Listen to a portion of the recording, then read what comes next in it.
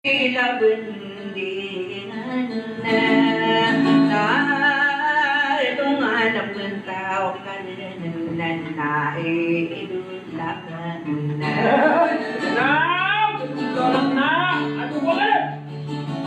sa kabuang maroisin na idulakan na nasa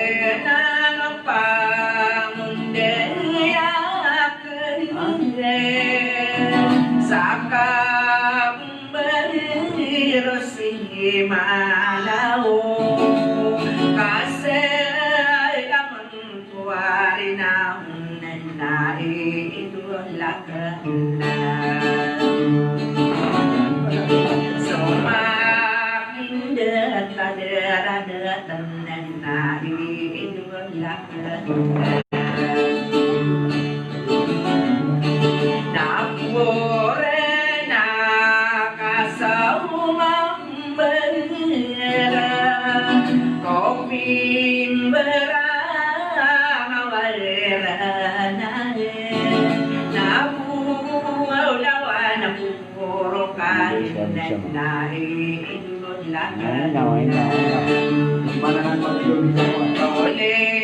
may warna sa daginan namin ang walawan na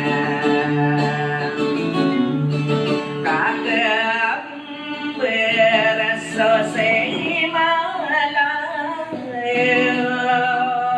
ay tanapay kabiray napay kinarani yung manan na idulakan kahit nung ako manan na idulakan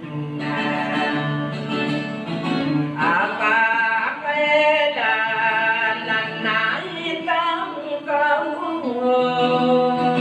rependi daw yung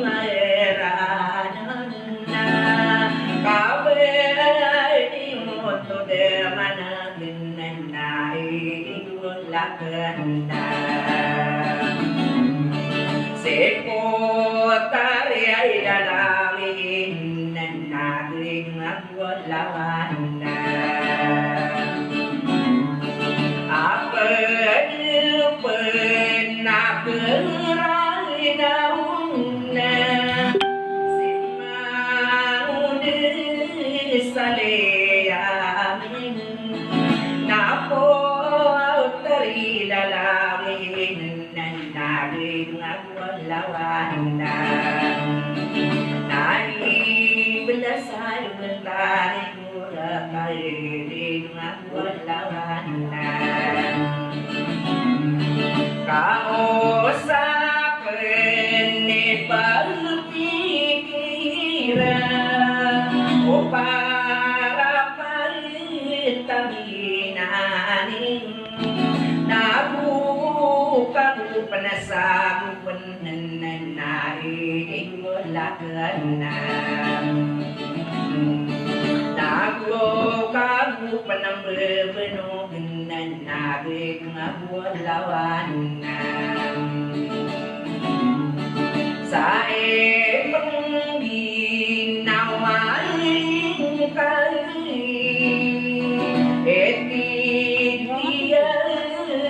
kapanginakan sa tanang magbayanan na naiidolakan na sampai pinalinig yung manan na naiidolakan na sa kapiro pasal ilan to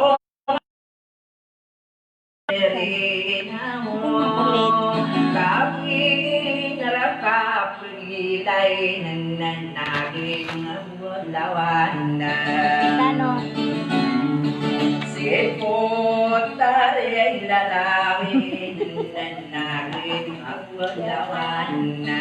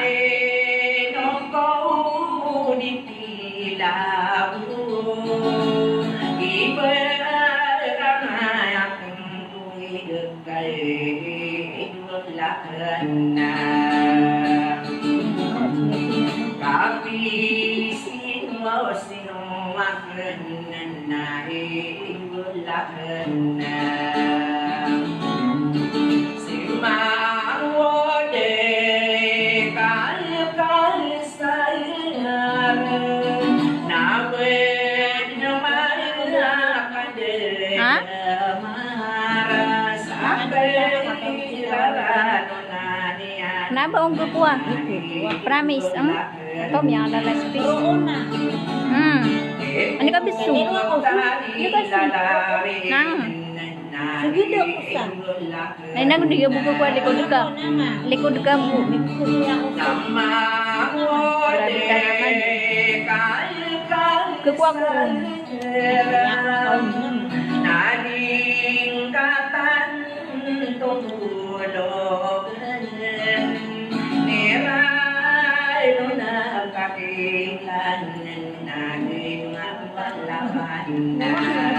Udah.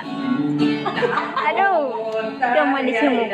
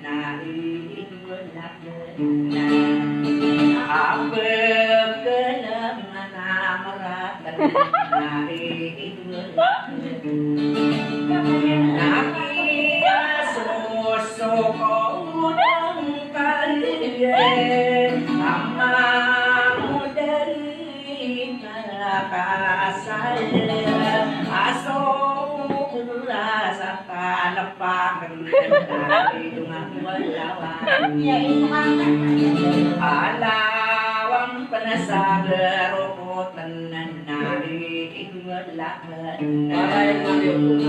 nasa kamanitan sila kadikaku satu main kota kulindi moragatan nari ngawalawan nasib ka Anak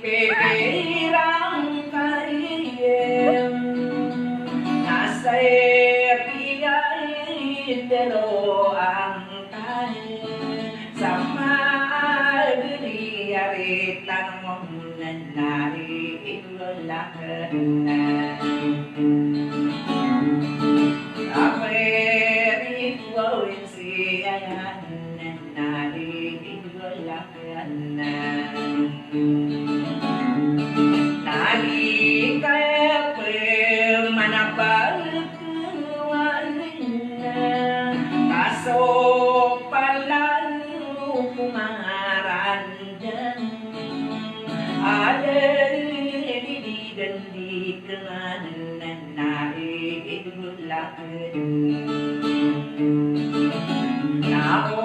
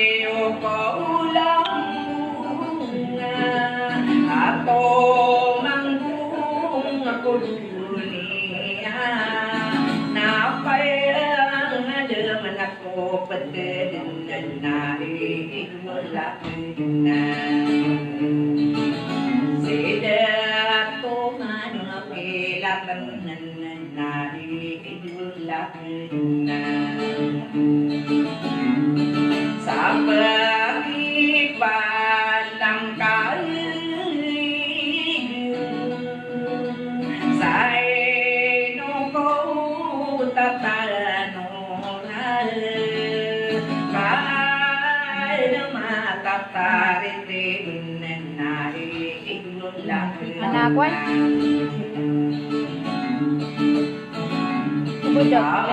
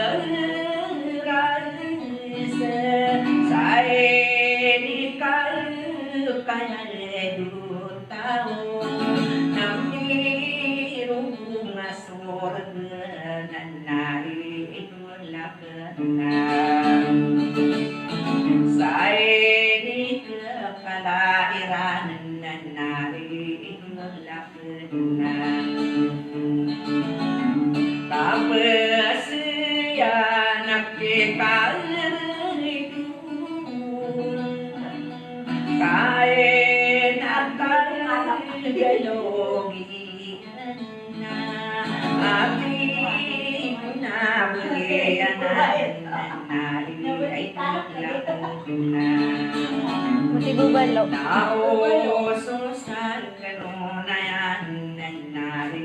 Bagi nasi kartu paling bubalo.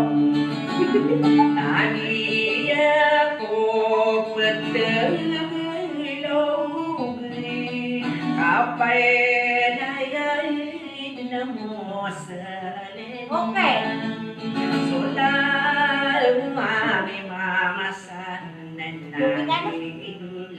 Bakit na nito?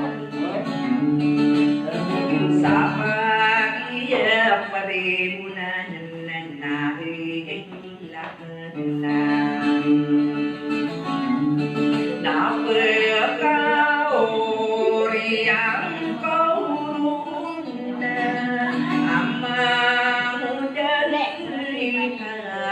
Ngebagi kibin ko. Pikirkan nari ay lulang na umama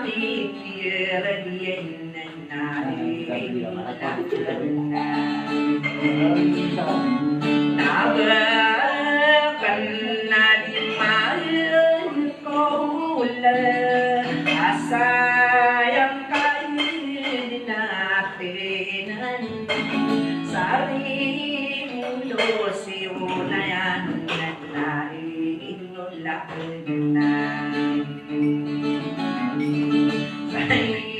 Inunin na ko din na naging ang wala na